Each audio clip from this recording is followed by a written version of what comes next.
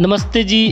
अज तुसें गी अस लेई चलगे घराना वैटलैंड जेह्ड़ी RS पुरा सैक्टर च ऐ। एह् भारतीय बन्ने उप्पर ऐ जेह्ड़ी जम्मू थमां लगभग 3 किलोमीटर दूर है।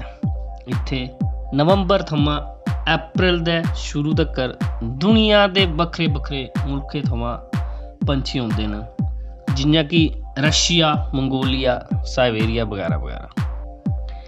इन्हें पंछियों च बार हैडेड गीस जेह्ड़ी अपनी उच्ची उड़ान भरने गी लेइयै पूरी दुनिया च मशहूर है। एह् हिमालय दी उच्ची चोटियें दे उप्परा उड्डियै औंदे न, जित्थे हैलीकाप्टर भी नहीं उड्डी सकदे ते होर कोई तेल भी नहीं चली सकदा। एह् थाह्र तां भी बड़ी खास है कि जे इत्थे तुस पंछियें गी बिल्कुल कोला दिक्खी सकदे हो, जेह्ड़ा नज़ारा तुसें गी भारत दे होर कोई वैटलैंड उप्पर दिक्खने गी नेईं लब्भग। इत्थे होर भी केईं किस्में दे पंछी औंदे न, जिंदे च blue necked crane, pintail, northern shoveler मशहूर न। एह् थाह्र छड़ी पंछी प्रेमियें लेई गै खास नहीं है।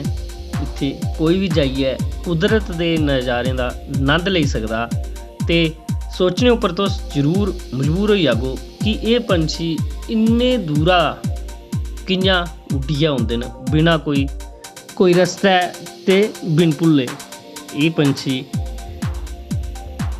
दिसंबर दे शुरुआती म्हीने च इत्थे आई पुजदे न ते अप्रैल दे शुरुआती दिनें च एह् इत्थुआं उड्डरियै बापस अपनी थाह्रा उप्पर जाई पुजदे न। कुदरत दा किन्ना खास करिश्मा है ते तुस भी जरूर जाओ। जय डुग्गर।